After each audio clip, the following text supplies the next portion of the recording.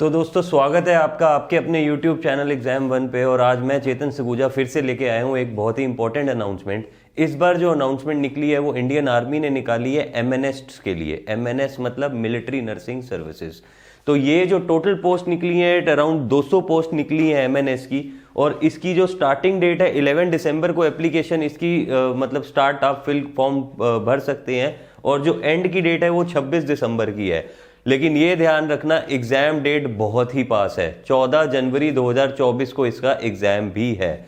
Total post 200 है और exam date 14 जनवरी की है। अब इसकी एलिजिबिलिटी क्राइटेरिया की अगर हम बात कर लें कि मतलब कौन कौन से स्टूडेंट्स हैं जो एलिजिबल हैं ये एग्जाम देने के लिए, उसमें सबसे ज्यादा इंपॉर्टेंट है कि एमएससी नर्सिंग या बीएससी नर्सिंग आपकी होनी बहुत जरूरी है। और वो भी एक आईएनसी इंडिया के रिकॉग्नाइज्ड किसी यूनिवर्सिटी या कॉलेज से होनी बहुत जरूरी है, तभी आप ये एग्जाम दे सकते हैं। और इसकी फिजिकल एलिजिबिलिटी भी होती है, वो मिलिट्री के एक स्टैंडर्ड डिफाइंड है कि जिस अकॉर्डिंग मतलब उनके स्टैंडर्ड्स जिस हिसाब से रखे गए हैं, अगर उसी क्राइटेरिया में आप फिक्स बैठोगे तभी आपकी ये फिजिकल एलिजिबिलिटी भी क्रॉस पास होगी। एज लिमिट है इसमें 25 दिसंबर 1998 से लेके 26 दिसंबर 2002 के बीच में आपका दोनों दिन मिला लें, अगर आपका बर्थ इन डेट्स के बीच में हुआ है तभी आप एलिजिबल हैं इस एग्जाम को देने के लिए।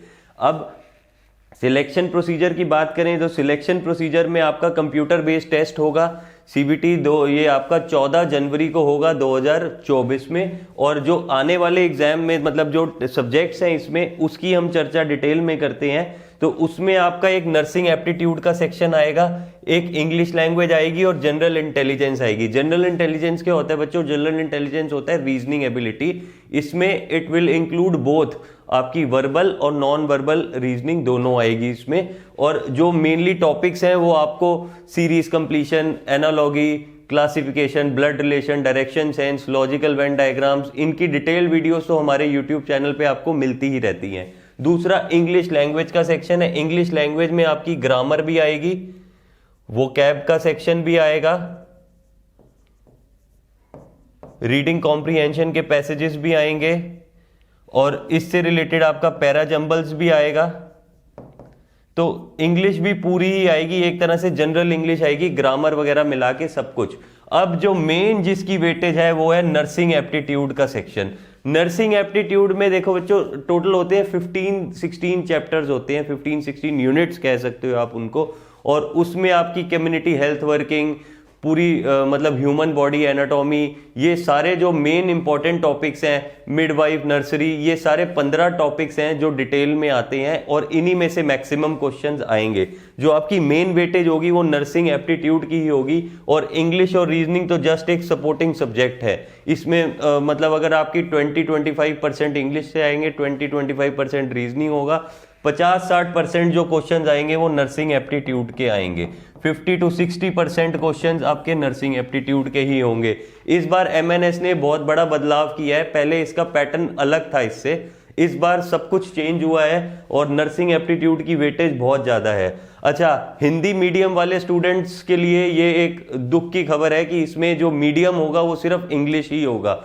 The medium of the examination will be English only.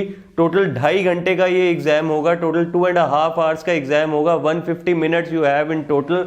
और इसमें जो टाइमिंग है 10 बजे से लेके सुबह के 10 बजे से 12:30 बजे तक आप एग्जाम इसको दे सकते हैं।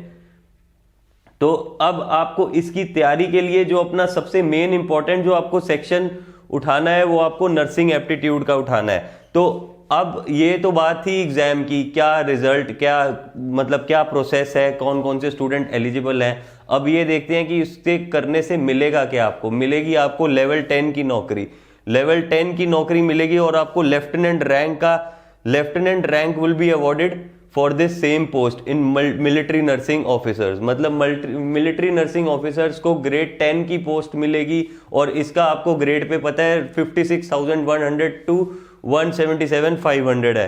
तो मतलब एग्जाम मुश्किल है, टाइम कम है, लेकिन ये 1 महीना अगर आप डट गए तो सीधा आपको लेवल 10 की जॉब मिलेगी, जो बहुत कम एग्जाम से मिल पाती है। सीधा लेवल 10 की एग्जाम मतलब सीधा लेवल 10 की जॉब मिलना बहुत ज्यादा मुश्किल रहता है, वो ईजी नहीं है।